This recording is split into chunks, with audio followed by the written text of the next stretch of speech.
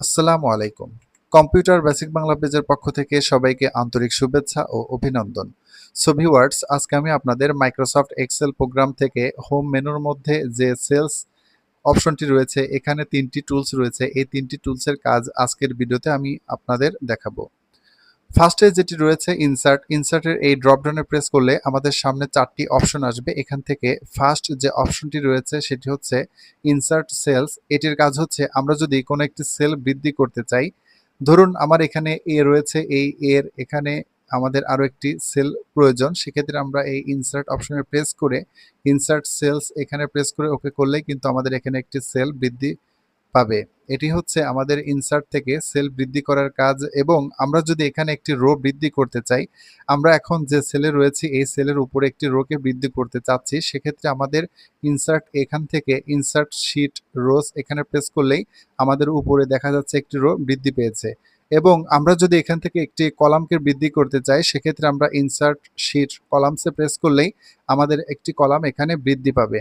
আমরা যদি এখানে নতুন একটি শিট ক্রিয়েট করতে চাই, সেক্ষেত্রে ইনসার্ট শিটে প্রেস করলেই আমাদের এখানে নতুন একটি শিট চলে আসবে। এটি হচ্ছে আমাদের ইনসার্টের কাজ। এরপরে যেটি রয়েছে ডিলেটে প্রেস করলে আমাদের এখানে ৪টি অপশন আসবে। আমরা যদি এখান থেকে কোনো একটি সেলকে কেটে দিতে চাই, সেক্ষেত্রে আমরা এখানে সেই সেলকে কেটে দেওয়ার জন্য সেই সেলে প্রেস করতে হবে। প্রেস করে আমরা ডিলেট থেকে যদি ডিলেট সেল অপশনে প্রেস করে ওকে করি, তাহলে কিন্তু আমাদের সেই সেলটি কেটে যাবে।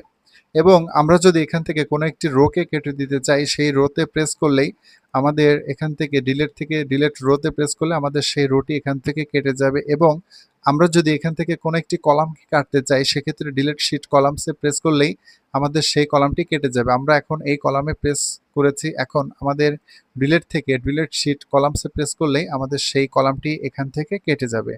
এটি হচ্ছে ডিলিট অপশনের কাজ। এবং ডিলিট শিটে প্রেস করলে আমাদের সামনের যে শিটগুলো রয়েছে, আমার এই শিটটিকে আমি কেটে দিতে চাচ্ছি, এর জন্য ডিলিট থেকে ডিলিট শিট এই অপশনে প্রেস করলে আমাদের সেই শিটটি এখান থেকে কেটে যাবে। এরপরে যে টুলসটি রয়েছে সেটি হচ্ছে ফরম্যাটে প্রেস করলে আমাদের সামনে অনেকগুলো অপশন আসবে। এখান থেকে ফার্স্টে যেটি রয়েছে রো হাইট, আমাদের এখানে যে শিটটি রয়েছে এই শিটের মধ্যে সবগুলো রোকে যদি আমরা বড় বা ছোট করতে চাই, সেক্ষেত্রে ফরম্যাট থেকে আমরা এই রো হাইট অপশনটি ইউজ করতে পারি। এখানে আমাদের 15 রয়েছে, আমরা যদি এখানে 20 দিলাম, 20 দিয়ে এখন ওকে করলে দেখুন আমাদের রোগুলো কিন্তু এখান থেকে বড় হয়েছে। আমরা যদি চাই রোগুলোকে ছোট করতে, সেক্ষেত্রে এখানে আমরা পুনরায় 15 দিয়ে ওকে করলে আমাদের রোগুলো আগের অবস্থায় চলে আসবে।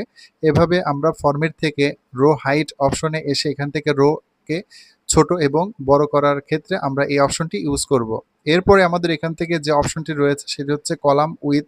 এটির কাজ হচ্ছে কলামগুলোকে বড় এবং ছোট করার জন্য মূলত আমরা এই অপশনটি ইউজ করি। আমরা যদি এখন এখানে 10 দিয়ে ওকে করি, তাহলে দেখুন আমাদের কলামগুলো এখানে বড় হয়েছে। এবং আমরা যদি এখান থেকে কলামগুলোকে ছোট করতে চাই, এখানে 8 দিয়ে আমরা ওকে করলেই আমাদের কলামগুলো এখান থেকে ছোট হয়ে যাবে। এভাবে আমরা ফরম্যাট থেকে কলাম এবং রোগুলোকে বড় এবং ছোট করতে পারবো। এরপরে আমাদের এখানে যে অপশনটি রয়েছে হাইট অ্যান্ড আনহাইট। হাইট অপশনের কাজ হচ্ছে আমাদের এখানে যে ভ্যালুগুলো রয়েছে বা ডাটাটি রয়েছে, এখান থেকে যদি কোনো একটি কলাম বা রোকে আমরা হাইট করতে চাই, সেক্ষেত্রে সেই রো বা কলামকে আমাদের ফার্স্টে মার্ক করতে হবে। মার্ক করে ফরম্যাট এই ড্রপডাউনে প্রেস করে আমরা এখন হাইট অ্যান্ড আনহাইট এখান থেকে যদি হাইট রো বা কলামে প্রেস করি, তাহলে আমাদের এগুলো হাইট হয়ে যাবে। আমরা চাচ্ছি কলামটিকে হাইট করতে, এর জন্য হাইট কলামসে প্রেস করলাম। দেখা যাচ্ছে আমাদের এখানে যে দুটি কলাম ছিল সেগুলো এখান থেকে হাইট হয়ে গিয়েছে। এখন আমাদের সেই কলামগুলোকে আমাদের পুনরায় ফিরে নিয়ে আসার জন্য এই যে আমাদের এখানে যে যেখান থেকে আমরা হাইড করেছি সেই সেলগুলোর আশেপাশের সেলগুলোকে আমাদের মার্ক করতে হবে। মার্ক করে আমরা যদি ফরম্যাট থেকে হাইট অ্যান্ড আনহাইট অপশন থেকে হাইট আনহাইট কলামসে প্রেস করি, তাহলে দেখুন আমাদের যে দুটি আমরা এখান থেকে কলামকে হাইট করেছিলাম সেই দুটি কলাম আমাদের পুনরায় এখানে চলে আসবে। এটি হচ্ছে হাইট অ্যান্ড আনহাইট অপশনের কাজ। এরপরে এখানে যেটি রয়েছে সেটি হচ্ছে রিনেম শিট। আমাদের সামনে যে শিটটি অ্যাক্টিভ রয়েছে শিট 2, এই শিটটিকে যদি আমরা রিনেম করতে চাই, সেক্ষেত্রে আমরা এখান থেকে রিনেম শিট অপশনটি ইউজ করতে পারি। এই রিনেম শিট অপশনে প্রেস করলেই আমাদের এখানে শিটটি রিনেম অপশন চলে আসবে এবং আমরা এখানে যে নামটি লিখব আমাদের শিটটি সেই নামই এখান থেকে হয়ে যাবে। এবং আমাদের এই ফরম্যাট এই অপশনে বা এই টুলসে আসলে আমাদের এখানে আরও বেশ কিছু অপশন রয়েছে। সেটি হচ্ছে মুভ অর কপি শিট। আমাদের সামনে যে ডাটাটি রয়েছে এই ডাটাটিকে যদি এখন আমরা মুভ অর কপি করতে চাই, সেক্ষেত্রে সেই ডাটাটিকে মার্ক করতে হবে। মার্ক করে ফরম্যাটের এই ড্রপ ডাউনে প্রেস করতে হবে। এখান থেকে আমাদের আসতে হবে move or copy sheet.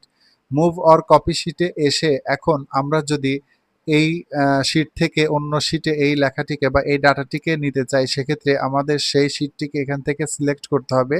শিটটিকে select করে আমাদের এখানে ক্রিয়েট এ কপি এই অপশনে একটি টিকমার্ক দিয়ে ওকে করলেই কিন্তু আমাদের সেই শিটটি আমাদের নতুন একটি পেজে চলে আসবে। এভাবে চাইলে আমরা দেখুন আমাদের এটি হচ্ছে প্রথম শিট এবং এটি হচ্ছে দ্বিতীয় শিট। প্রথম শিটে আমাদের যে ডাটা রয়েছে, দ্বিতীয় শিটেও কিন্তু আমাদের সেম একই ডাটা রয়েছে। এভাবে চাইলে আমরা ফরম্যাট অপশন থেকে বা ফরম্যাট টুলস থেকে মুভ অর কপি শিট অপশনটি ইউজ করতে পারি।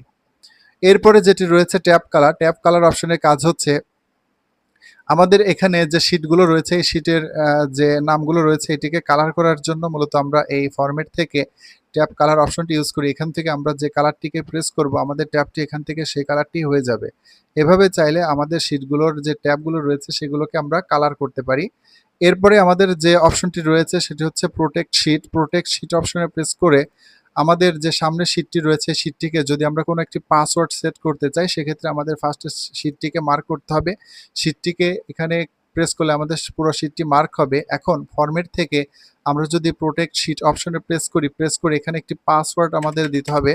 পাসওয়ার্ড দিয়ে ওকে করতে হবে এবং কনফার্ম পাসওয়ার্ডটি আমাদের এখানে দিয়ে আমরা ওকে করলেই কিন্তু আমাদের এই শিটটি পাসওয়ার্ড হয়ে যাবে। এখন আমরা চাইলে এখানে কোনো কিছু করতে পারবো না। এটি এখানে এখন বা এই শিটের মধ্যে কোনো কাজ করার জন্য আমাদের সেই পাসওয়ার্ডটিকে আমাদের ফার্স্টে দিতে হবে, দিয়ে আমাদের এখানে পুনরায় এই পেজের মধ্যে কাজগুলো করতে হবে। এর জন্য এখান থেকে আনপ্রোটেক্ট শিট অপশনে প্রেস করে আমাদের পূর্বে যে পাসওয়ার্ডটি দিয়েছিলাম সেই পাসওয়ার্ডটি দিয়ে ওকে করলেই কিন্তু এখন আমরা পুনরায় আবার এই পেজের মধ্যে কাজগুলো করতে পারবো। এটি হচ্ছে ফর্মের থেকে আমাদের এখানে যে প্রোটেক্ট শিট অপশন রয়েছে এটির কাজ। এরপরে যেটি রয়েছে এখান থেকে ফরম্যাট সেলস অপশন থেকে আমরা যদি চাই এখানে কোনো সংখ্যার সামনে 0 নিয়ে আসতে, দেখা যাচ্ছে অন এবং আমি এখানে 2 লিখলাম। এখন এই অন এবং 2 র সামনে 0 আনতে চাচ্ছি। এর জন্য আমরা এই অন এবং 2 কে মার্ক করে ফরম্যাট অপশন থেকে ফরম্যাট সেলস অপশনে আসলেই আমাদের সামনে এই অপশনটি চলে আসবে। এখান থেকে কাস্টম অপশনে এসে আমরা এখান থেকে টাইপের ঘরে আমাদের ফার্স্ট এখানে 0 সিলেক্ট করতে হবে এবং টাইপের ঘরে আমাদের আরও একটি 0 দিতে হবে। দিলেই দেখা যাচ্ছে আমাদের অনের সামনে 0 চলে আসবে এবং এখান থেকে ওকে করলেই আমাদের অন এবং 2 র সামনে 0 আসবে। এখান থেকে এখন আমরা প্লাস আইকন আসলে আমরা এখান থেকে এগুলোকে ফিল আপ করলেই আমাদের দেখুন অন থেকে 9 পর্যন্ত যে সংখ্যাগুলো রয়েছে এই সংখ্যার সামনে 0 থাকবে, কিন্তু 10 থেকে যে সংখ্যাগুলো সেখানে 0 গুলো থাকবে না।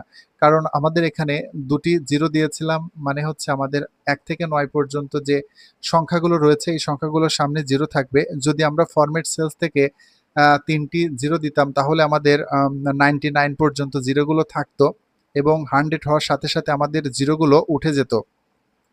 এখন আমরা এখানে যদি 99 এবং 100 এখানে লিখি, আমাদের এই 99 এর সামনে 0 নিয়ে আসার জন্য আমরা 99 এবং 100 কে মার্ক করে ফরম্যাট থেকে আমরা চলে যাব ফরম্যাট সেলস। এখান থেকে কাস্টম থেকে 0 তে প্রেস করতে হবে।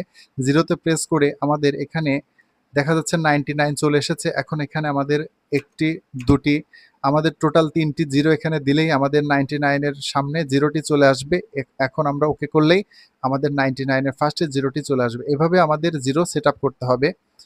আমরা যদি এখানে কোনো একটি নাম্বারের ক্ষেত্রে 0 সেট করতে চাই, সেক্ষেত্রে আমাদের যেটি করতে হবে সেটা হচ্ছে, দেখা যাচ্ছে এখানে আমি একটি সংখ্যা তুলেছি বা নাম্বার তুলেছি, এই নাম্বার ফার্স্টে আমাদের 0টি নেই। এখানে 0 নিয়ে আসার জন্য আমাদের ফরম্যাট সেলস অপশন থেকে কাস্টমে আসতে হবে। কাস্টম থেকে 0 থেকে আমাদের এখানে 11 ডিজিটের সংখ্যা, যেহেতু আমাদের এখানে 11টি শূন্য দিয়ে যদি এখন আমরা ওকে করি তাহলে কিন্তু আমাদের এখানে 0টি চলে আসবে। এভাবে চাইলে আমরা ফরম্যাট এই টুলসটি ইউজ করতে পারি। তো এই ছিল আজকের ভিডিওর টপিক। আগামী ভিডিওতে আমরা এডিটিং থেকে যে টুলসগুলো রয়েছে এখান থেকে কাজগুলো দেখাবো। সো ধন্যবাদ।